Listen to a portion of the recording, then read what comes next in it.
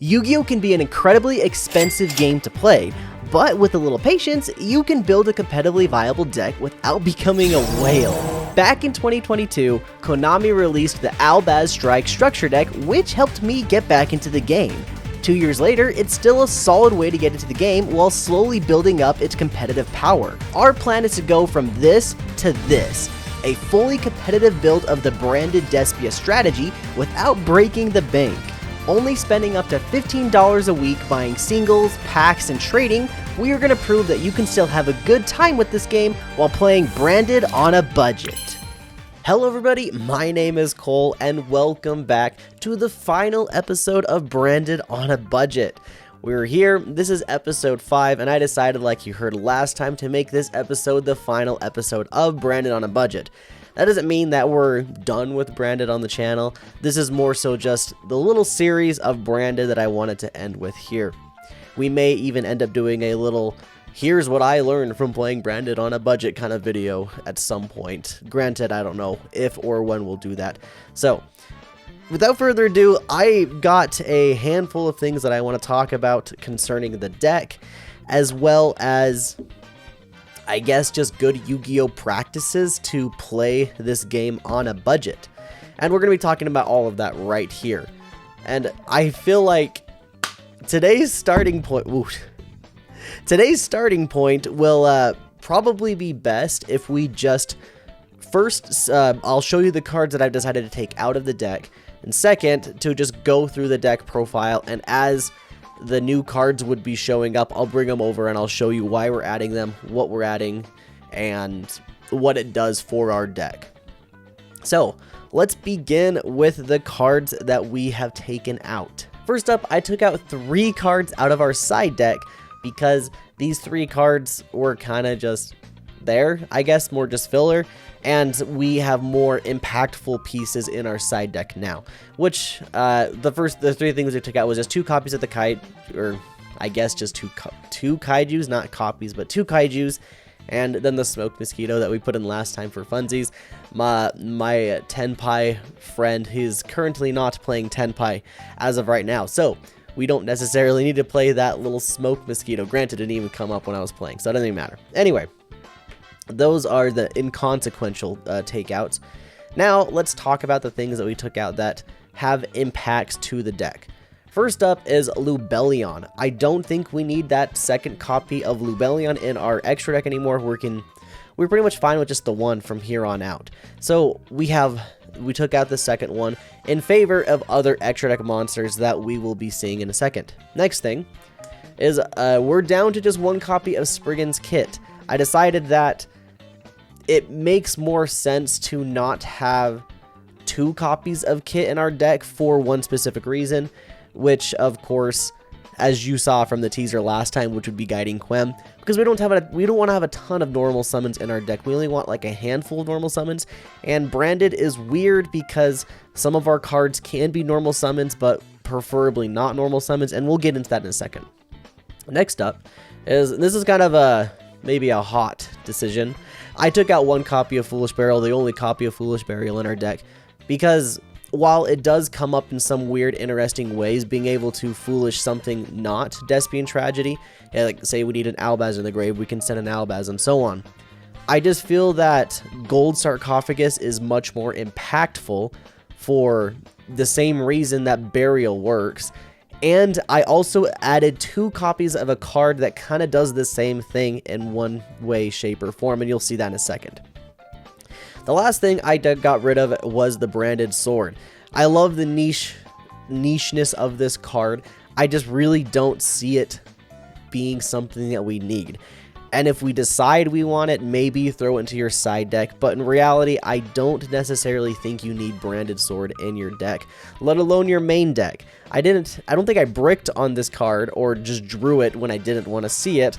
That said, it's not a requirement. It doesn't necessarily push forward our plays. And if we open it, we don't really want to open it, so that kind of sucks too. So, those are the cards that I took out. I believe I've gotten them all. I've been doing test hands with this current build of the deck, so that's why I'm kind of a little mixed up on which cards were in and not. I digress. Let's continue. So, let's put the deck aside. There's a nice little Charge-a-Bug. He's right there just hanging out. He's being the divider for the extra deck, or the deck and the side deck. So we've got the main deck here. Let's do this and put the extra deck off to the side and look at the main deck. Now, our 3 of monsters are all the same. We still have 3 copies of the Fallen of Albaz, 3 copies of Aluber the Jester of Despia, and 3 copies of Albion the Shrouded Dragon. I think this ratio is good. I honestly really enjoy it. I think 3 Albaz is definitely the way to go. I'm pretty sure it's pretty tried and proven. 3 Aluber is also pretty dang good, and it also gives you like the opportunity to side out an Aluber if you don't feel like you need it in a specific matchup, or if like you know you're dead to like an effect failure or an imperm and you know your opponent's playing them, you can side out the Aluber so that you might see something else that's more impactful for the matchup. And Albion's just good. And I also like to side out Albion too when it comes up. And honestly, it's not bad. It's very funny. I mean, granted, in my test hands, I did 2 separate test hands that I did the Albion effect, put the Albion on the bottom, and then drew the next Albion. So that, I mean, it is what it is. Regardless, those are our 3 of monsters. Next up, we have our 2 ofs, which is the 2 copies of Blazing Cartesia the Virtuous and 2 copies of the Tri-Brigade Mercurier. It's pretty dang standard. I mean, you could get away with 3 Cartesias, and I considered it, especially with the way I built the deck now, I've considered it. That said, I feel like the option that I went with is slightly more impactful, and we'll talk about that when we get there. So those are the 2 of monsters. Next up, we have the suite of 1 of monsters, which you kind of got a little peek of a 1, which was the Golden Sword Soul. As you know, I'm a big stan of the Golden Sword Soul recently. It's been very fun. I love using it. Even in like my big build of the branded deck, the triple tactics thrust and all those things, I play the Golden Sword Soul because it's just cool. When it comes up, it's like, yo, this is great. And like, it doesn't feel bad to draw into it because you can discard it and then get its effect later on. Or if you don't even discard it, you have a perfect thing to negate an attack, like a Tenpai Dragon or something, because it's in your hand. So, boom. Golden Sword Soul, super cool. There's the 1 copy of Springen's Kit. Once again, it's a normal summon and can be a special summon if you can get the things properly. So, I think 1 copy is fine. We got the 1 Despian Tragedy, and we're still on the 1 Ad Libitum of Despia. You all know why we play these things. This gets us to the Aluber, which gets us to the Brand of Fusion, and this is just extra Mirrored Jades, if I'm being honest, because branded in red. And it's not a bad discard. Granted, it doesn't do anything when we discard it, but it's still not terrible. But this brings us to the very first thing that we added, which is Guiding Quem the Virtuous. As you all expected and knew from the little teaser at the end of the last episode, we added the Guiding Quem the Virtuous because honestly, it's kind of a necessity for the branded build, the branded Despia deck. I think it is one of the best cards in the deck, hands down. We only have 1. This is because of 2 reasons. 1 is just because it's an expensive card for our budget-friendly build. And 2 is that honestly I prefer 1 copy of Quem. Especially because we're playing a lower deck count of the deck. Even when I play 50 cards in branded, I still prefer to only have 1 Quem. But anyway, there she is. So let's talk a little bit about my thought process with the deck build that I have here. In typical fashion of my deck building, I don't like to exceed like 7 normal summons, because I mean that's kind of excessive. And here we have a weird variant of normal summons. Obviously, our main normal summon is going to be Aluber the Jester, which is what we always want to be normal summoning if we're going to be normal summoning anything. And then our backup, which is like our 4th copy of Aluber, which is the Springen's Kit. So that does the exact same thing as Aluber, it's just slightly less advantage, I guess, because you have to put 1 card back. Granted, it's very good in the grind game because you can get things out of banishment and in your graveyard. And then our 5th normal summon would be the Guiding Quem the Virtuous. Now 5, I think normal summons is a pretty dang good amount in my opinion. But our deck is weird because we also kind of have 5 pseudo-normal summons. Cartesia being the better one, where you'd always want to normal summon the Cartesia if you have one or the other, Albaz or Cartesia. That said, I don't dislike normal summoning Albaz. Sometimes it comes up, especially if you're going second to break boards. So our main normal summons are these 5, and I guess our secondary normal summons are these 5. Granted, like I said, Cartesia is not a terrible normal summon, especially if you have something to fuse within your hand, because you can summon her and then use her effect to fuse, and then hopefully can go off from there. That's pretty, the dire, like I said, that's like, you're in a dire situation where you need to do that, but it is what it is. So those are the normal summons, and those are the reasons why I'm playing the ratios that I am of these monsters. Alright, so let's continue on in the main deck. We have 3 copies of Branded Opening, 3 copies of Fusion Deployment, and newly at 3, we're going to get 3 copies of Branded Lost. That is right, we are playing 3 copies of Branded Lost. Now, I went over this in my head a lot before I decided what I was going to be doing with Branded Lost, or how I wanted to get to it, or what I wanted to do to play it. And as you saw, we're done with monsters, and so that means we're not playing the Bestial Lubellion, so we don't have an easy access way to set it face up in our spell and trap zone. But I think that's an okay thing, because when I'm playing my main build of Branded with Lubellion, there have been so many times where I activate, I go through the entire combo, and I get Lubellion on the field, and I set Branded Lost up face up on the field, but I didn't ever have an access to Cartesia. And Branded Lost is kind of just sitting there looking pretty if I don't have Cartesia on board to use as fusion, or to make a new fusion with the Lubellion and Cartesia to make Grand Guignol and so on. And so Branded Lost just kind of sits there, and hopefully during my opponent's turn, my Branded in red can resolve so I can get something out of Branded and Lost.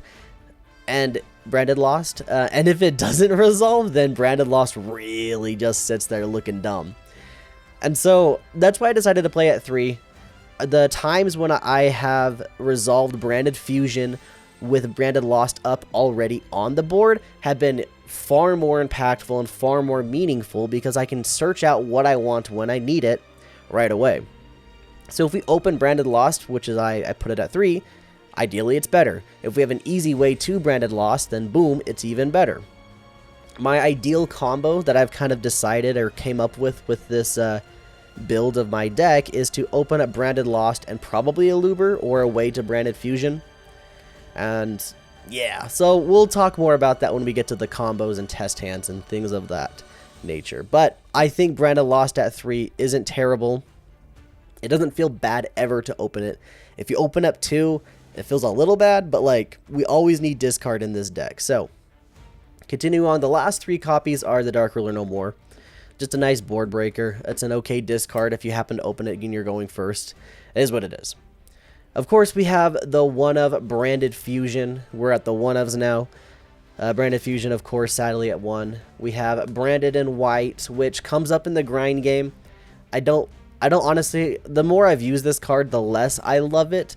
But it's not terrible, like I said, especially in the grind game when it really comes up. Branded in Red's our bread and butter. We love this card. Branded High Spirits is a very interesting card because it gets Spriggan's Kit live in our hand to not be a normal summon, but to be a special summon, so we don't have to commit a normal summon with Kit if we do that. Plus, it does a bunch of crazy other things. You might even say that Branded High Spirits gets you more card advantage than Branded Fusion does at sometimes, in some ways. So, I don't think it does every time, but like, in some circumstances, High Spirits is incredibly goated. We don't play the Bestial package, though, which is partly why I'm keeping it at 1.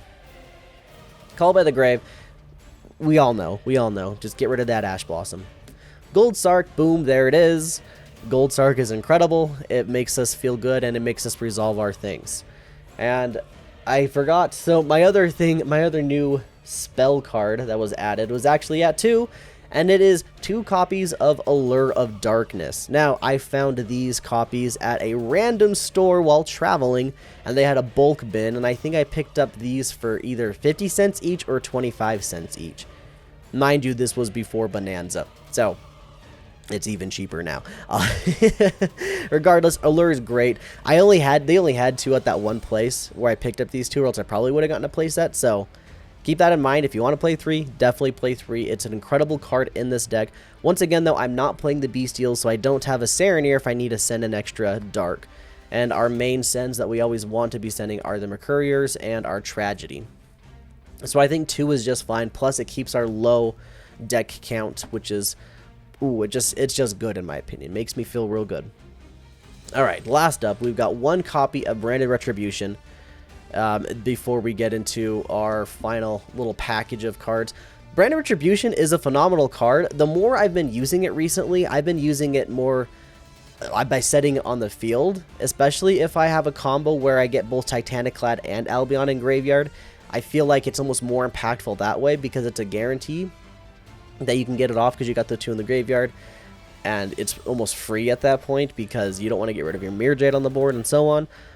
It's just really good. Honestly, it's really good. Read this card again if you haven't read it in a while. It does more than just banish itself from the graveyard to get your Branded Fusion back. So keep this card in mind. It's pretty dang good. And lastly, we're still on the Edgem Chain package, and this is for a number of reasons. This is a package of 6 cards, which brings our deck up to 45. If we got rid of this, we would add 1 random card and play a 40 card build of Branded, and that's how I would like to do it. But we're not playing the Thrust package. We're not playing 3 copies of Thrust, 1 Tactics Talent, and 1 Fusion Duplication. If we were playing that, we would not be playing the Edgem Chain package like at all. That said, I think the Edgem Chain package is very good for that reason alone, but because of my locals. Not necessarily because I'm just getting hit by Ash Blossoms all the time on my Branded Fusions, but because this lets me play into a specific card called Arch Nemesis Protoss, which is a doozy of a card. Now, before we talk about the 3 main things that I want to talk about, let's just quickly go over the extra deck as well as the 2 new extra deck monsters I have added to this. We've got, of course, our double copy of Mirror Jade, the Ice Blade. We've got 2 copies of Albion, the Branded Dragon. There's the 1 Lubellion, our 1 Rindbrum, our Titaniclad, our Granguignol. We're still maining the Masquerade, the Blazing Dragon, because I go into it every now and then, especially because of the Edgem Chain package. You go into it a lot more than you'd think. And then Despian Quertes, Guardian Chimera, Predaplant Dragos Tapelia, Magnum the Reliever, and then our 2 new cards are Chaos Starforce Dragon, which was a common in Rage of the Abyss, and I just honestly I have a bunch of bulk of this set, so I just threw it in. I don't know how much this card costs, but I'm betting it's nowhere more than 10 cents, and so we're definitely staying in a budget. And the next thing is Light and Darkness Dragon. Now, there is a couple reasons why I'm using Light and Darkness Dragon over something else, or I guess more so this card over Borreload Furious Dragon, which is not a bad option and honestly something that most people do, but it's because both of these cards are light attribute. And specifically for my locals, like I said earlier with Arch Nemesis Protoss, that is incredibly key and valuable for this build of the deck. And I guess let's quickly talk about that right now, which is building your deck for your locals. Trying to get something built so that you're ready to play against what you will be playing normally at your local scene. And at my locals, there's a player who consistently either tops or wins our locals because they're playing Ritual Beast with Protoss. And they go through the Ritual Beast combo and they get Protoss out and they call whatever attribute it might be. They almost always default to Dark, but if they know you're playing like a Fire deck, they're just going to call Fire and then you can't play, and it's no fun. They know we're playing Branded, and so they call Dark every time we're playing Branded, which shuts us down from playing our Mirror Jade, which is incredibly crucial, and bridging through our Albion. And so we're basically stuck using Lubellion and Granguignol and Quertes, and Magnum the Reliever honestly came up quite a bit. So I decided I need to add 2 more though, which was Light and Darkness Dragon and Chaos Starforce Dragon. Light and Darkness Dragon honestly hurts them a ton because it gets 3 Omni Negates. and it's hard to play through 3 Omni Negates for any deck, honestly. I guess real quick, here's the side deck too. We put the Albalenets in the side. We got 3 Ghost Ogre, the 1 Radiant, 1 Thunder King, 3 Effect Veiler. There's the Brightest Blazing Branded King. Another thing, building for your locals. I don't play stun at my locals or things like that very often. It does come up though, and there's an Ice Barrier player who, if I play against, I'd probably side this in for. So just keeping all that in mind. That's one extra thing. And then we got the 3 extra D barriers. But if you remember, and honestly I don't recall if I put it in the video, we did a little opening at the beginning of our locals, if you remember, if I put it in the video, and we pulled 1 Cosmic Cyclone and 1 Book of Eclipse. Book of Eclipse is honestly very, very good in Branded, and you could main deck this card perfectly fine and have a lot of success. I decided just to throw it in the side deck though, because there's only 1 of them, and the chances of seeing just the 1 very often aren't super, super high. If I had 3 of them, I'd probably main deck it, but we only have the 1, so I digress. So anyway, yes, build for your locals. After you've gone a couple times, you kind of know what decks people are going to be playing. There's always going to be some people that kind of just play different decks every single time. I'm kind of one of those people. I enjoy playing different decks every time I go, if I can help it anyway. But there's always going to be people that are always maining the same deck, like my Ritual Beast friend who plays Protoss.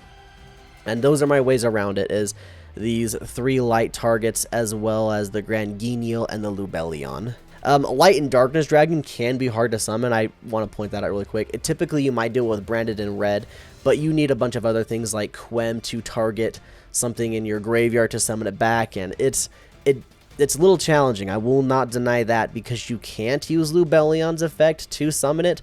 Lubellion says level 8 or lower fusion monsters, and Light and Darkness, I believe, is a 9 or a 10. It's a 10. So keep that all in mind. Granted, this Chaos, that's a level 8, so we're golden. Our next topic that I want to discuss is the Yu-Gi-Oh! Market Watch. Now, before you click away from the video, just know I will almost never ever talk about the Yu-Gi-Oh! Market Watch on this channel, because I think it's kind of silly. I don't love the idea of buying cards and using them as a stock market. And so, keeping all that in mind, I still think buying singles is crucial to playing this game, especially if you're trying to play on a budget. And Guiding Quem the Virtuous coming out in the Megatins this year is a perfect example of that. And so let's talk about that really quick. So here I've got pulled up the 3 different printings of Quem, which of course are the Starlight Rare and the 2 Secret Rare printings that she has gotten. Now, the Starlight Rare, you're basically only going to get that if you get lucky or you're not playing Yu-Gi-Oh! On a budget, and so we're not going to even bother talking about that.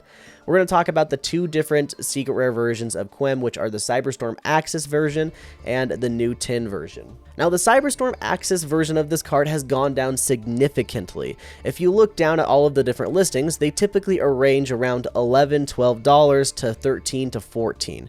And same, honestly, can be said for the Tin, although they're roughly $1 cheaper than the original printing. So if you're playing on a budget, the Tin is typically what you're going to be going for. When the Tin first came out, I was keeping track of Quem over the couple days of it releasing, so that I could potentially try to snipe the card off TCG Player at the cheapest it can possibly be, so that we can play on a budget more friendly. And so, as you can see, on September 16th, that was the release date, it was a $14.99 card, so $15. On the 17th, it went down about 50 cents. On the 18th, it went down about another 50 cents or so. And then it jumped a ton all the way down to $9.91 on the September 19th. On September 20th, it went down to $9.90 and even dipped into $9.88. On the 21st, $9.74, and then $9.67 on the 24th. And I stopped tracking it after that because I assumed it was going to stay around that $9. Well, it's gone up a tiny little bit. It's up to $10.88, which is close to $11.12, which is still, in my opinion, honestly, it's a budget-friendly card, especially because it's a one-of in our version of the deck, and we're only playing the one, so it's not a terrible investment, especially Also, especially just because of how freaking strong it is, and it's very, very crucial to the deck. And if you look at this little graph, you can kind of see the process this card went. It's got the same, basically the same graph as what I'd written down on my little sticky note, which is starting up at like $15, dipping all the way down to like $9, which it just shows 10 here, and then up to where it is now at $10.88, almost $11. When I purchased this copy of Guiding Quem the Virtuous for our Branded on a Budget series, I paid $9.95. So more or less $10, leaving us another $5 for other cards, which were the Allure of Darkness, the Chaos card, and the Light and Darkness Dragon. Light and Darkness Dragon sits roughly around $3-ish right now, and then it either more or less adds up to exactly 15 or slightly below 15, and so just being generous, we just ended it there by getting the 2 Allure, the Quem, and the Light and Darkness Dragon, and the Chaos. And so this brings me to my main point of this section of the video, and it's that when you're playing on a budget and you know you're going to be buying single cards, keep in mind you need to be watching when these cards are going to be released. You need to be up to date on the lists of every single reprint set, so you'll roughly know which cards are going to be reprinted, which rarities they might be reprinted as, and that'll help you decide when you should pull the trigger. I bought another copy of this card for my lore binder, or for my other branded deck, I can't remember. And I bought it, I think when it was $13, and so I essentially lost a couple dollars because I paid it for $13. And it'll go down if as we saw, and then sometimes it goes back up. And there's a couple key things I want to point out, is that you don't know what the market's going to do with these cards. You have no idea if these cards are going to go up, if they're going to go down, if they're going to get reprinted only a couple months after they're printed here, driving the price even lower. Triple Tactics Thrust SP Little Knight is kind of what I'm thinking of when I'm saying that. I'm sure y'all know. But I think it's just got to be one of those things where if you purchase a card because you want to use it to play with, that's what it is. You paid $10 for this Quem. I paid $10 for this Quem. Regardless if it goes up or down, I don't care. I'm happy with the card. I was happy with the price that I paid. So I really shouldn't feel bad if it goes up or down. I understand. That does not mean it's going to not feel bad. If you pay $50 for an SP Little Knight and then it goes down to less than $10, $5, yeah, it hurts. And I promise you I'm not salty about it.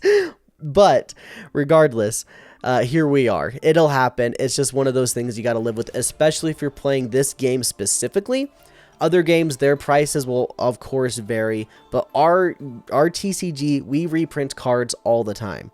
Within a year, typically, is when they get reprinted, so just keep that in mind whenever you're building whatever deck you want to build, that these cards will for sure fluctuate. They may go up, so if you buy them low, then you'll feel good, and if they go down, you might feel bad. But honestly, I just choose not to feel bad because I'm happy with the price that I paid, and I'm happy that I get to play the card that I got. And I don't know what else to say on that. Like I said, I'm not going to be talking Market Watch like almost of all ever on this channel. That was kind of my spiel on Market Watch, and so from here, we'll just move into our mechanics of the deck, why I did certain things for the build, such as the 3 copies of Branded Lost. And so for doing that, I need to slide some stuff over so that I can have a nice play space. So after playing Branded as long as I have and seeing varying success just because of the way that I play the game, I've kind of concluded that there are 2 main cards to our deck that our deck really thrives on and revolves around. Those cards being Blazing Cartesia the Virtuous and Branded Fusion, of course.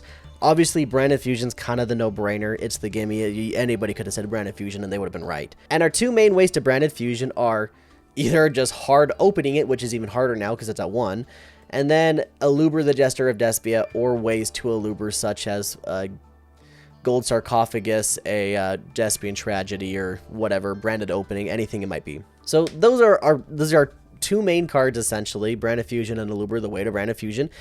And then Cartesia, which can be found off of Fusion Deployment. Now, I've kind of come to the conclusion that there is a little bit of a bridge between these two sets of cards, and that bridge is Branded Lost. Now, I know that Aluber doesn't mention Fallen of Albaz, but Aluber can search Branded Lost, and Branded Lost can search Cartesia. Cartesia can activate Branded Lost and search other things that get you to the things that Branded Fusion could potentially get you to. So these 5 cards, and honestly, we could even throw Branded Opening in here and then kind of just continue to web out and spider out. But these 5 cards, and honestly, if we're being super, super particular, these 3 cards are kind of like the lifeblood of the deck. I would potentially add Quem to this, or just even Albaz himself, but these 3 cards really make this deck function how we want it to. We want to be fusion summoning on our opponent's turn. We want to plus off of fusioning summoning both on our turn and our opponent's turn, and we don't want our fusions to be interrupted, and we need everything to happen, which is what Branded Fusion does. And so I've kind of like figured out that if we open up a Branded Lost and if we open up a Branded Lost and an Aluber, we can potentially get to everything we might want. It's almost the same as opening a Branded Fusion Deployment and Aluber, because that gets us to Cartesia. If we have a way to Cartesia and a way to Branded Fusion, then we are very happy. So let's go ahead and do that. Let's start with Branded Lost and Aluber, and we'll just get a generic random card that can be our discard. It'll be the Albion. Now, I know that this sort of makes all of our potential combos a 2-card combo. It doesn't necessarily have to be. Branded Fusion can still get you to a Mirror Jade, and if like be all end all you end on a Mirror Jade, it's not the worst situation you could have been in. Ending on Mirror Jade alone kind of is rough, but like I said, it's not the worst thing that could happen. So let's do this combo completely uninterrupted, pretending that our opponent has nothing, and we're just going to go off. We can activate Branded Lost. We can normal summon Aluber, which can get us that copy of Branded Fusion. We activate the Branded Fusion, which sends our copy of Fallen of Albaz and the Golden Sword Soul to the graveyard, which makes us the Albion, the Branded Dragon. Now here is one of the crucial things: is you want to sequence this properly, so that way Branded Lost still protects your fusions, because the last thing that happens in the chain, or the very first chain link and the last thing that resolves, needs to be your fusion summon, so that you're protected in the next chain, in the next window. So we sequence this like this: Chainlink 1, Albion; Chainlink 2, Branded Lost to search. And there is some funny things that happens with this little search. So we'll go Chainlink 2, Branded Lost, search for the Cartesia, and then Albion to banish, to fuse, we'll banish the Albaz and the Aluber to make Lubellion. And even without this Albion as a discard, we'll just pretend we don't even have it. If we only had the Branded Lost and the Aluber in our hand, we still can do whatever we need to do, because Cartesia is our discard. This is really crazy. We can go, because something was banished, we can banish the Golden Sword Soul and special summon a light spellcaster with the same attack and defense from either our hand or the graveyard. Lubellion needs a discard, so we can go Chainlink 1 Lubellion to discard, Chainlink 2 Golden Sword Soul to banish itself and special summon. And resolving backwards, we banish the Golden Sword Soul, special the Cartesia, and then we shuffle back the Albaz and the Lubellion to make the Mirror Jade. Next up, we can go Cartesia to fuse with the Albion to summon out our Grand Guignol, Grand Guignol effect to send the copy of Titaniclad from our graveyard, so that way in the end phase we can set up our Guiding Quem the Virtuous. So we go to the end phase, we can summon the Quem off of the Titaniclad effect. Quem can go off to send our Fallen of Albaz to the graveyard, and then we have an interesting choice here. We can go Albion effect, and Albion can either set A, our branded in red, or B, our Branded Retribution. Now this is just really comes up to whatever you're playing against. If you're playing against a deck that absolutely needs that special summon, and if they don't get it, say they need to activate Branded Fusion, you can negate it with Branded Retribution, and you already have 2 fusion monsters in the graveyard that mentioned Fallen of Albaz to shuffle back into your deck. More often than not, you probably still will be going for the Branded in red, especially because you have the Albaz engrave. But normally, or recently, the way I've been playing is if I don't have a way to get ad libitum the Ad libitum of Despia into the graveyard, I like to go for Retribution here rather than Branded in red. And this is because if you do Mirror Jade's effect or something else leaves the extra deck, you can activate Quem to target the Cartesia in the graveyard and put her back up on the board. Which also brings us to our next kind of interesting choice that we need to make here. And it's that, do we want to add Cartesia back to our hand? There is really only one, maybe two reasons I would think to add Cartesia back to our hand, and it's so that we have a discard for the Fallen of Albaz effect if we get Rinbrum engraved and banish Rinbrum in the special Albaz, or B, we want to make a Guardian Chimera and draw 2 rather than draw just 1 and destroy 2 on the field. Either way, this decision's a lot easier to make if you still have the Golden Sword Soul in the graveyard, because Golden Sword Soul can summon Cartesia from either your hand or your graveyard. You don't need to rely on Quem to get your Cartesia back on board, so you can do the fusion summon with Cartesia. You can use Quem to recycle the Mirror Jade if you'd like instead. Or heck, even just summon the Albaz with Quem's effect to fuse away their board, super poly their board. There are so many different options, and this deck has so many different layers, and it's very, very cool, and I love this deck because of that, the layered interactions that you have. And they're all reactionary, so whatever your opponent does is what you decide you want to do. And so that's more or less just the 2-card combo. Really, anything can kind of get you to where you want to be. This is pretty much my preferred end board, either this engraved or in my hand. If this is engraved still, then I definitely like to add this back to my hand because I know I have access to it whenever I need it.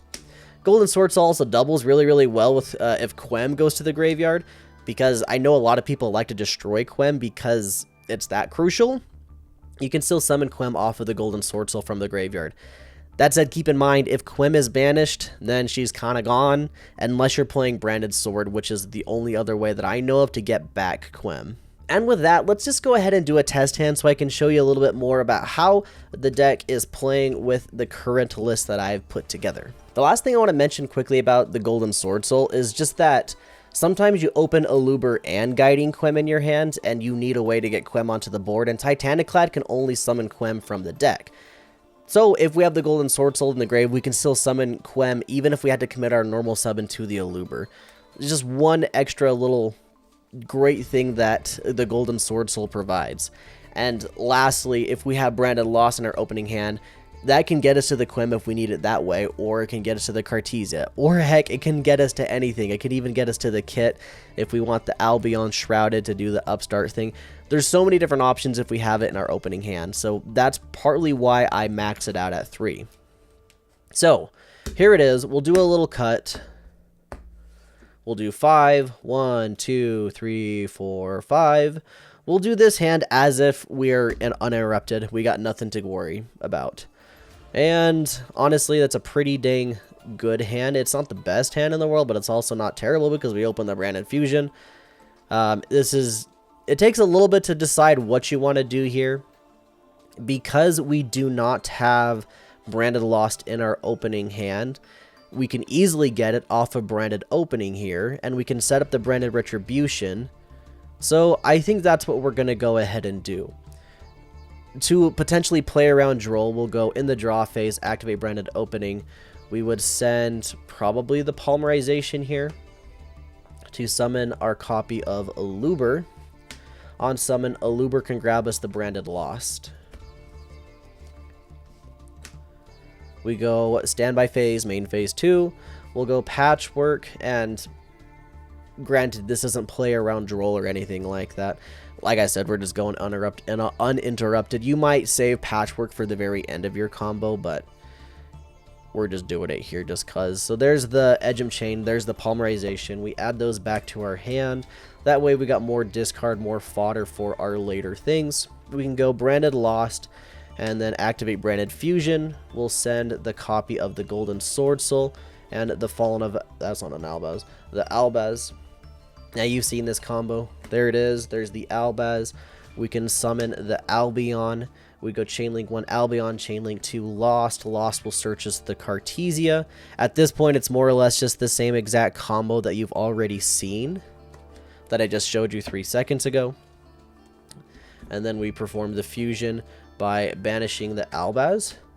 One thing I want to note really quick right here is that sometimes if you already have Cartesia or you have a Mercurial already in hand, like I said, if you already have the Cartesia and you already have Lost on board too, you could search out the Mercurial right here and then banish the Mercurial with the Albaz to get more advantage off of getting Mercurial's effect because it was banished, which can get you a copy of Kit, or heck, that can even get you the Cartesia, or it can get you a Guiding Quem, or anything else you might want that mentions Fallen of Albaz. It really is just situational though, so keep that in mind. That's one option you could do. And then because let's banish that so we can make the Lubellion.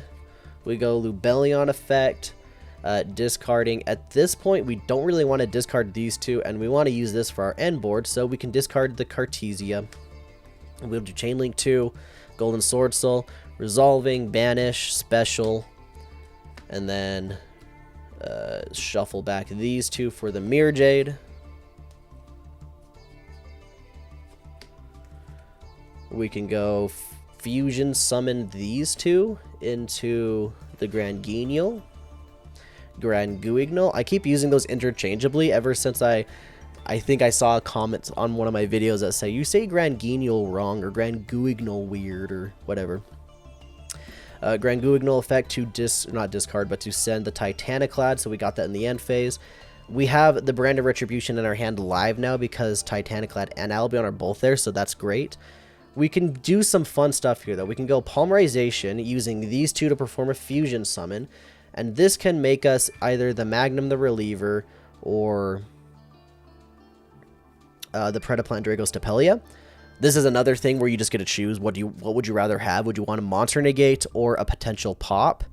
I like to go for the Magnum the Reliever because it also just gets us a recycled...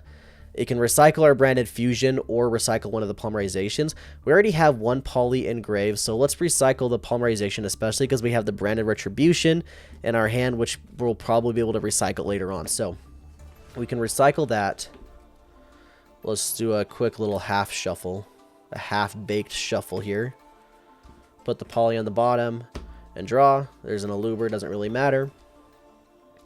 And we go ahead and set the Retribution, proceed to end phase, Titaniclad effect to summon our Guiding Quem. Granted, if we did top deck the Quem off of that draw, that would have killed. So keep that in mind. You might top deck the one of, that would absolutely hurt you.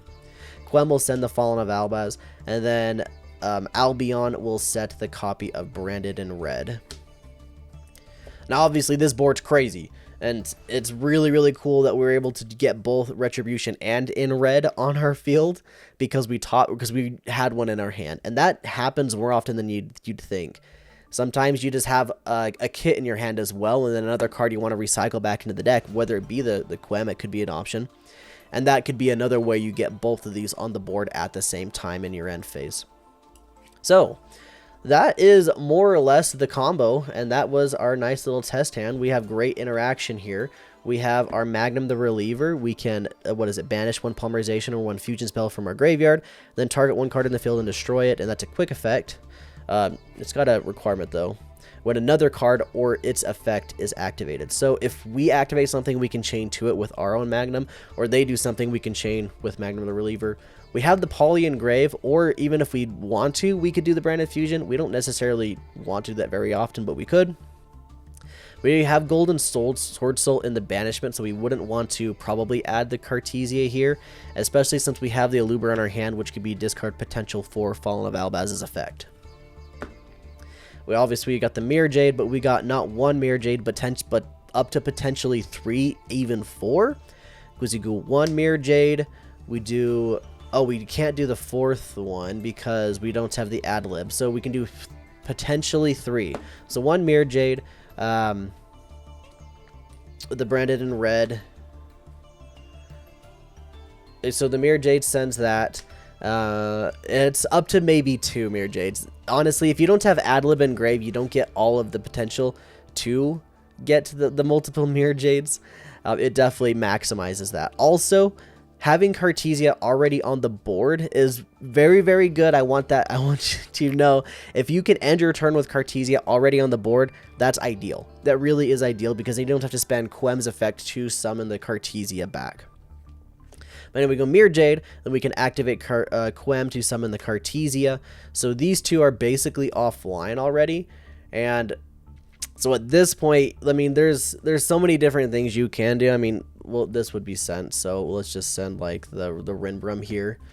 You could do something like banish the Rinbrum, special the Albaz, discard for cost, and then fusion summon with whatever they got into... I mean, they're either going to have a light or a dark most of the time, so let's be honest, one of those two probably. And if that doesn't happen, if at some point they get rid of your Mirror Jade, you can always do the Albaz and make a Mirror Jade with their thing. You have Cartesia's effect to fuse with...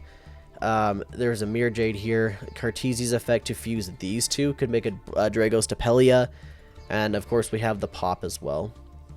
Not to mention the back row. The Branded in Red could make like a Guardian Chimera. And then this could shuffle back both the Titaniclad and the Albion. And then the Titaniclad would be back online to make with Albaz's effect. And there's just so many different things, and it's super, super cool. But anyway, I think I have talked enough here. I probably will have more things to say after locals, but let's go ahead and get into locals now. All right, here we go. I've got 2 rounds for you, 3 games apiece to show. The first thing we have is Snake Eyes Azamina Fiendsmith. Now, as we all know, Snake Eyes Azamina Fiendsmith is tier 1 right now. It might be being dethroned right now at YCS Bologna, I don't know how to say it. But Snake Eyes Azamina Fiendsmith is probably the highest tier that we have at our locals anyway. I lost the die roll, but luckily my opponent bricked and they set one and passed, and I proceed to combo off, starting off with Spriggan's Kit. Now, for these duels, my goal is to show you not necessarily the whole combos that we do. You'll still see them. I get hit by the Droll, by the way, after I add with Spriggan's Kit.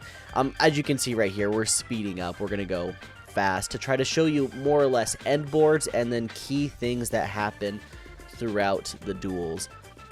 So we're not going to have a ton of extra graphics on the side. We're not going to do every single card activation.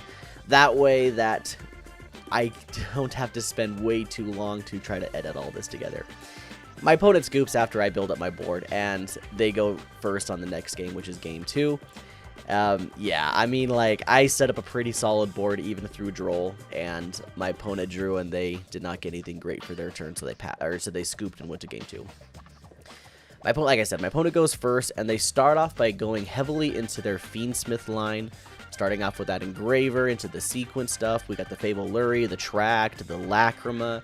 They're doing all of their things. I don't necessarily know the line, if I'm being completely honest, but there it is, more or less. I don't know what that one's name is. Is that Requiem? Or no, that's Sequence. And then we had that one hit the grave. We got Agamemnon. What is that one? That's Desiree. So Desiree and Agamemnon, and then the Desiree effect brings back the Agamemnon. So we have 3 things on it that it's equipped to, so that it's got up to 3 negates, once per chain, once per turn. And then after this, they start going to their Azamina stuff by doing the Diabell Star, the Wanted, the new one, the Hollowed Azamina. They sent out Rusialago. Rusialago gets the Search by doing some bounces and stuff. I don't remember what they searched. Was it OSS? It might have been Original Sinful Spoils. Anyway, they bring out the Silva. I think that's what its name is. They get their draws with their other Snake Eyes cards by banishing them. I won't lie, I don't really know what's going on completely. I have an idea of what their end board is, and so I know kind of what I'm going to have to try to break through and how I'm going to try to break through it. But they continue on, they normal the Poplar, they set up the Temple, and then there's the big Poplar, as we call it. I start out by going Albion, I send the Retribution, and then I draw. I throw down the Branded Lost. I start with the Polymerization, hoping to bait some negates. They do. They negate my loss, though, and I decide to scoop because that was pretty much it. Next up, we got Game 3. This one is honestly, in my opinion, the more interesting of the two, as you saw, was just scoop. Anyway, I go first. I normal Aluber. It's hit by a Veiler. I go Fright for Patchwork. I search, and I go for Allure of Darkness to draw 2, sending the Edgem Chain to banish. I go Branded Lost, Fusion Deployment, revealing Grand Guignol to summon Cartesia. I do another Albion effect to send the Retribution from my hand so that I can summon the Albion. That way I can treat it as Albaz to summon into Albion. I go Albion effect, Chainlink 1, Lost Chainlink 2, grabbing the Cartesia from my deck. We banish the Albion as well as the other Albion in my graveyard to make a Mirror Jade. We throw down a Polymerization, fuse the Aluber and the Cartesia into Grand Guignol, sending the Titaniclad. Then we can go to end phase and make a Quem. Quem sends the Golden Sword Soul, and I add back a Cartesia from grave to hand. My opponent starts going off. So, I want to talk about this, and we'll get more into this after after we see the resolution of this game. But that end phase that I did was more or less where I lost the game. I try to extend into my opponent's turn as soon as they start doing things. I do Golden Sword Soul shenanigans to do some fusions. Quem to target the Mirror Jade, bring it back. I search with Branded Lost to the Mercourier. I send the Rinbrum after they throw down the Triple Tactics talent. And that's what cooks me, is my the talent that my opponent used, and I was just not prepared. And at this point, I've got nothing left. It's getting close to time, so my opponent starts speeding up their duels, and I speed up the video, and they push back the Quem. They go battle phase, and they swing with Popular, and then time isn't called here, but they have a whole main phase too to start doing things, and so we just scoop it up from there. Anyway, let's go and take a look at what I should have done in the end phase. So here's theoretically how I think that end phase should have went so that I could potentially have gotten the win. I do agree with what I did starting out by sending the Golden Sword Soul off of the Quem effect. Then, this is kind of one of the things that I thought about during the moment, but I didn't actually do it, but I should have activated Mirror Jade here, so I could send the Albion from my extra deck to get the extra deck, or to get the search from the Albion, and then just banish my own Guiding Quem, my Grand Guignol. Albion would have searched and set the copy of Branded Red. Quem would have activated as well, since I sent that to make the Cartesia. So as soon as I sent that, it would have been Quem makes Cartesia there, and then Albion would set the Branded in red. And this is more or less what the end board should have been during my end phase. And then going into my opponent's turn, when they activate Wanted, I should have activated, let me read my notes, I should have activated Branded in red, targeting the Aluber in my graveyard. Oh, also, I'm supposed to add the Cartesia back to my hand during the end phase. So Branded in red, immediately Chainlink 2 to the Wanted. So we go Branded in red, target Aluber, and then Chainlink 2 would have been Cartesia to perform a fusion. Resolving that would have been the Quem and the Mirror Jade into Magnum the Reliever. And then Branded in red, since it's game 3, we wanted to burn our opponent. Branded in red would have added back the Aluber to my hand, and we would have banished these two to make a Masquerade the Blazing Dragon. And then on a new chain from here, we'd go Chainlink 1 Branded Lost to search out to the Mercourier, and Chainlink 2 would have been the Golden Sword Soul in my graveyard, banishing itself to summon back the Guiding Quem the Virtuous. So then we have that back in our hand. And then and when Quem hits the field, we could send an Albaz from deck to grave. And so this is honestly a much better board state. We don't have the Mercourier live in our hand, but we have a Mirror Jade that can be summoned off of Quem's effect. Now, I don't know if my opponent would have opted to just use the talents right here and potentially take away the potential pop, the win in time card, or even like my extension card. There's honestly, this makes it so that their decision is that much harder to make because there's 3 potential options that are very detrimental to them. And let's just assume that they don't activate their talents just yet. Once they summon one of their Azamina fusion monsters, we can go Quem, target the Mirror Jade, summon it back, and then at some point we can go Mirror Jade effect, banishing the Rinbrum. And so now we have Mercourier live, and we have an Albaz and Grave live, so that we can do the Rinbrum play to super poly one of their monsters, and we even have the discard ready to go with Blazing Cartesia. Not to mention the Magnum Reliever pop, and of course the burning them for time, because we were definitely near time at the end of that game. Anyway, let's go ahead and look at round 2. And now we have round 2 versus White Forest Azamina. Now White Forest is a deck that I don't know too much about, but I've played it a couple times, especially at a regionals I went to recently, and I'm kind of getting more of the idea of what they're going on. This one's a more pure White Forest build. The other ones I've been playing had been like White Forest Runic, but here we go.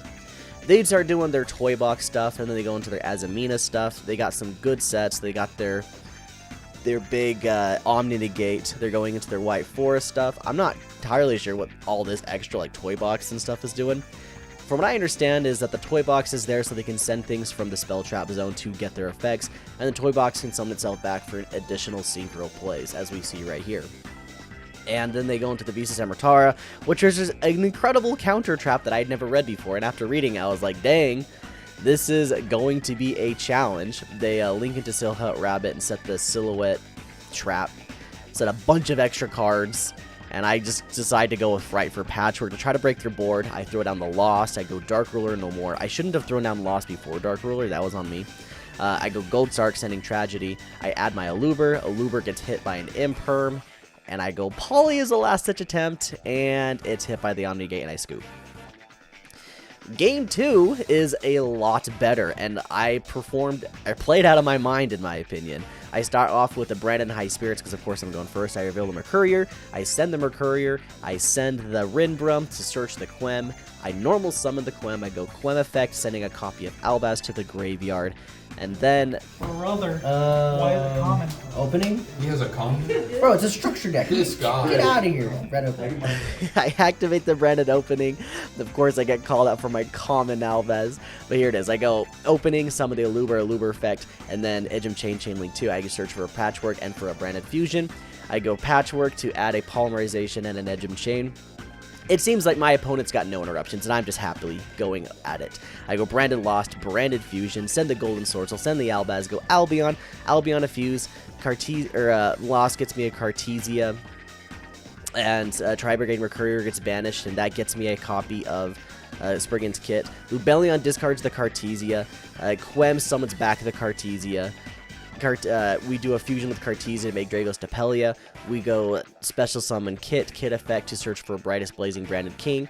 Polymerization fuses the Aluber and the Cartesia. Grangungle sends the Adlib, and I set the Branded in red in the end phase. My opponent starts off with the Diabellstar, and I chain Rinbrum to summon the Albaz and fuse Albaz with their Diabellstar. By discarding the Cartesia for cost, I send the Titanic Lattice Chainlink 2 for the Mirror Jade to banish my own Granguiniel to clear up board space.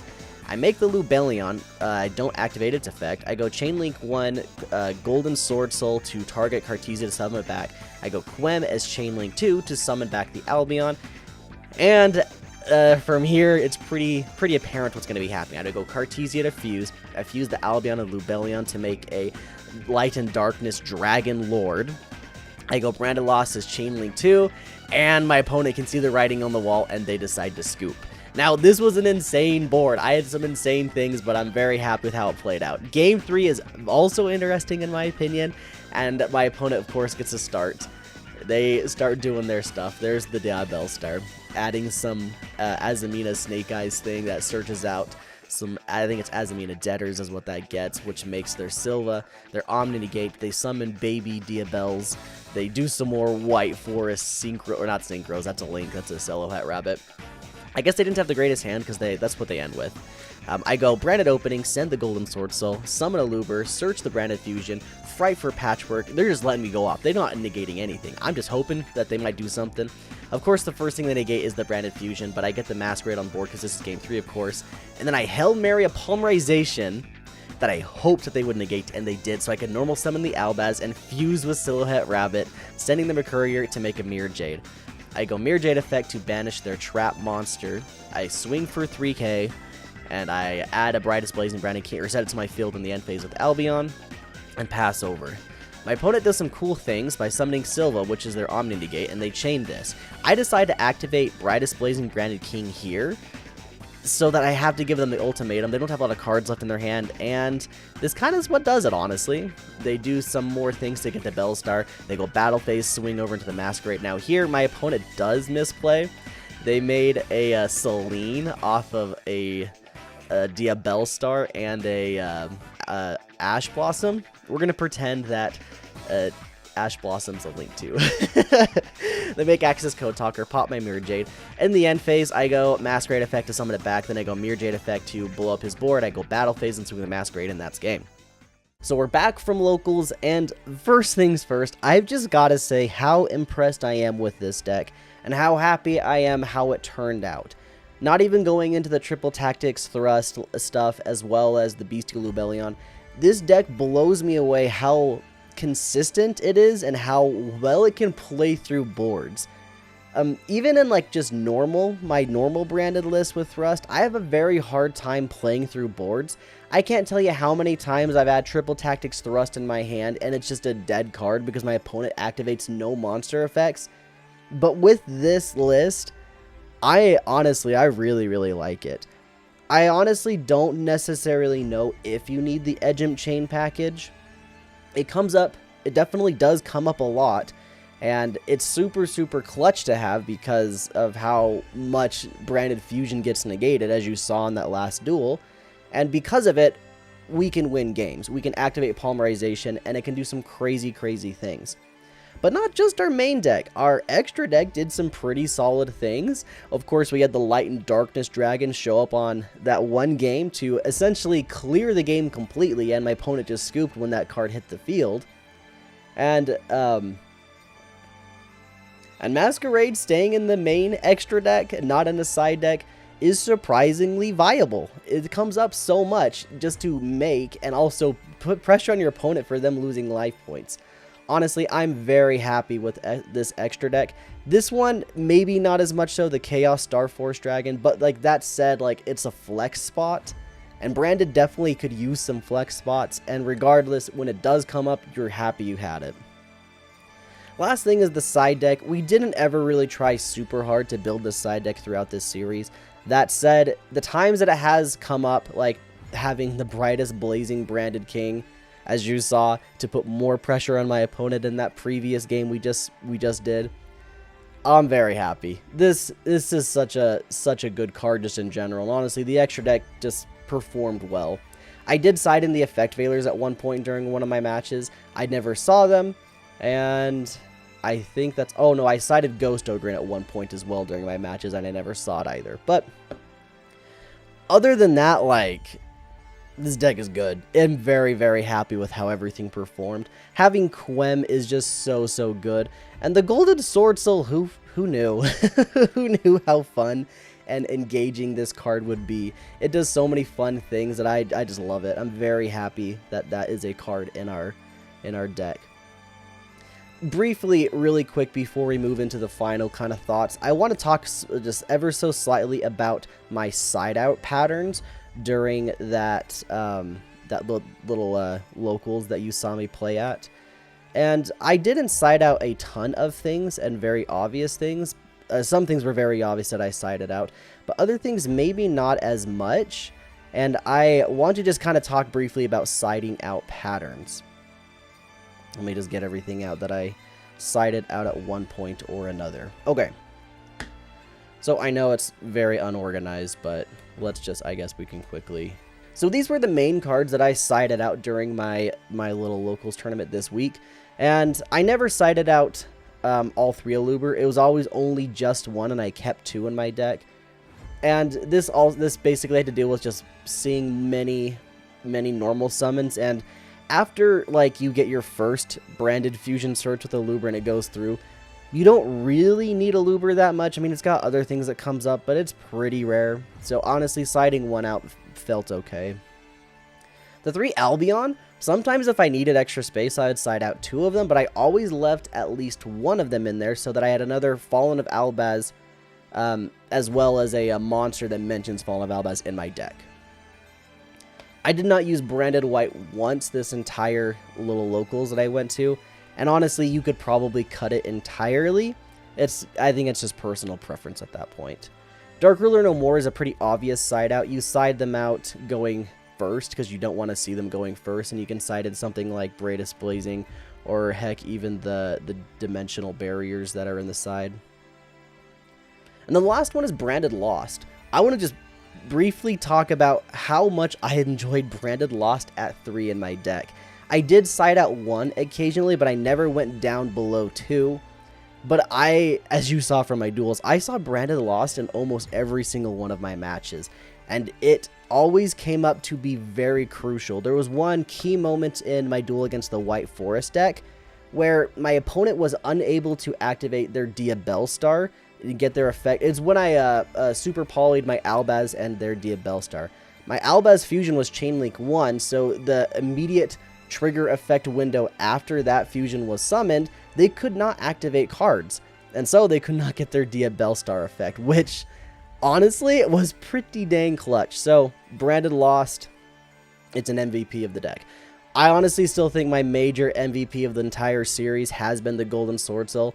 Ever since I discovered that this card is as good as it is, as well as being a light target so we don't necessarily need Lubellion, it's just been smooth sailing from here. Last thing I have to say about the previous matches was against the White Forest player. They're new to the deck, so if they happen to miss up some things, then don't blame them too hard. Especially that whole Selene into Axis code thing where they only had 2 material to make Selene. It doesn't necessarily matter because we still got the win. And honestly, I had a slight misplay in that duel myself. It didn't really affect anything, but when I summoned Masquerade, I'm so used to summoning it in defense, it should have just been an attack, and if it was an attack, I would have won that much faster. There are 2 more things that I want to talk about briefly before the series is pretty much done. And the first one is just bait your opponent and bait their activations of their effects. And this is pretty much a no-brainer if you've been playing Yu-Gi-Oh! For any amounts of time, but when I activate things like, there had been times when I would activate Branded Lost, and I would hope my opponent knew how impactful this card could be, and I hoped that they would negate the activation just to get rid of one of their responses. There have been times when I go into the Fright for Patchwork line, or I guess package rather, to essentially try to fish for negates. And it works sometimes. As you saw, they negated the Polymerization, which is honestly like, it's a pretty good card to negate, and there's a couple reasons why, but it was definitely me fishing for their response. And the reason why, I guess, really quickly, why Polymerization, in my opinion, is such a good bait for response, is because you don't know what your opponent's going to summon with Polymerization. If they drop Branded Fusion, you know what they're going to summon. It's going to be an Albaz Fusion. But when you throw down a Polymerization, your opponent has no idea what's going to be coming out of that extra deck. And if they know the deck, like the White Woods or the White Forest player that I was playing against, they're pretty heavy into Branded. Like, they play Branded pretty regularly. So they knew Branded, but they weren't super keen on like Magnum the Reliever or the Chaos Star Force, or maybe even the Light and Darkness. Granted, they did play Light and Darkness at one point, but just using Polymerization to get some of these things out was not something completely on their radar, and I don't think they've ever played the Agent Chain package to my knowledge, and it worked out very well because they didn't know what would be coming out of the extra deck. And I mean, there's plenty of other things that you can use to bait. I mean, it's when you have it, right? So like if you can normal summon an Aluber and you already have Branded Fusion in your hand, you're smooth sailing. Like, you're gonna bait some kind of negate like an Ash Blossom, that rare time that they activate Ash Blossom against your Aluber and you just have the Branded Fusion in your hand anyway. Feels really good. It really does, and it's awesome. So, and this works going first or second. Just do your best to not play your full hand as soon as possible, to hopefully weave your way through your opponent's interactions. Like I said, it's pretty much a no-brainer, but I guess you should also know what your deck can do to stop those, or to bait those interactions, like the Agent Chain package with Fright for searching and Agent Chain searching, and then of course Polymerization just making a fusion. And the last thing that I want to mention before we end today is just to know your matchups. If you go to your locals regularly and you know your opponents, you know the people that go there, you probably know the decks that they play, and you should expect to see a lot of those decks multiple times. As a result, if you are struggling against a specific deck, start researching it. Look up combos on YouTube, find out where their choke points are so you know when to be activating your effects to interact with them in a more impactful way. There are so many times in this game when I have just lost a match straight up just because I had no clue what my opponent was doing. And we see this all the time in feature matches of YCSs. I think back to like the Ancient Gear Golem person that won, because their opponent had no idea what Ancient Gear Golem does, and then all of a sudden game was over. So just know your matchups, know roughly what you can expect at your locals, as well as just like what key cards do just in general, like what meta cards can do. Like for example, the Azamina Snake Eyes stuff, you're going to be seeing that a lot, especially now where it's getting a lot cheaper, the Snake Eyes particularly. So you should probably know what those cards could do so you know how to best respond to them. And this goes even more so for control decks. If you're playing a control deck like a Sky Striker deck, for example, then I want to say like over 50% of that matchup is reliant on you knowing what your opponent's deck does. Because if you don't know what your opponent's deck does, then you're just basically shotgunning negates, shotgunning banishes and stuff, and just hoping and praying that it's going to work out. And with a deck like Branded, because there's so many layered interactions, you need a rough idea on what you need to go into when you need to go to. And that's even more apparent with something like where we have the Predaplant Dragostapelia and the Magnum the Reliever. These cards do very different things, and they come up almost interchangeably. When you can make one of them, you can pretty much almost guaranteed make the other one. And so based on the matchup, you want to make what you want to make when you want to make it. And so that's pretty much all I had to say at the end of that. Honestly, doing this series has been a ton of fun for me. I learned so much about this Branded deck that I've always loved, and I'm very happy to learn more about it even more so. Like I said at the beginning of the video, we are not done with Branded. We'll be doing more stuff here and there. I've got a big lore video I'm cooking up for Branded. It's going to be a pretty long one. We're going to go hyper in depth into all of the effects, the artwork, everything with the Branded lore. So stay tuned for that. I have another series I am currently working on that probably won't be super long by any means, but it should be at least a couple of episodes. And we're going to be diving into one of the questions I've had about Yu-Gi-Oh! For a while, more so about just deck building. And so we'll talk about that, of course, when the video comes up. But don't expect it anytime soon. I'm actually preparing for a vacation. I'm going to be heading down to Japan at the beginning of the month, which when this video goes live should probably be like the next day or something like that. Regardless, I'm going to be there for quite some time, at least like a week or two. And so I won't have any time to work on those videos, but I promise you they'll happen. They probably maybe not be in December, but in January at the very least, we'll have the first episode of that new series. And I have another series I'm planning, but that's going to be more of an off and on thing. Just kind of comes up whenever I feel like it. It won't be a, this is the kind of decks that I'm building, and this is why we're doing it, and here's how we're going, you know, how we did the Branded on a budget, for example. Like, it won't have a very specific goal from start to end kind of thing like we did with this. But the other series I was just talking about that's in the works will absolutely be having that end goal kind of thing. So stay tuned for all of that, and honestly, I just want to thank you guys all for watching. It's been super cool to see how much the channel has grown and how many of you have enjoyed the videos, how many people have been able to call me out on the things that I've done in the videos that basically taught me how to play this deck better, as well as just Yu-Gi-Oh! In general. So yeah, I appreciate all of you guys. Thank you all so much. And with that, I once again thank you for watching the video, and have a good one. We'll see y'all later.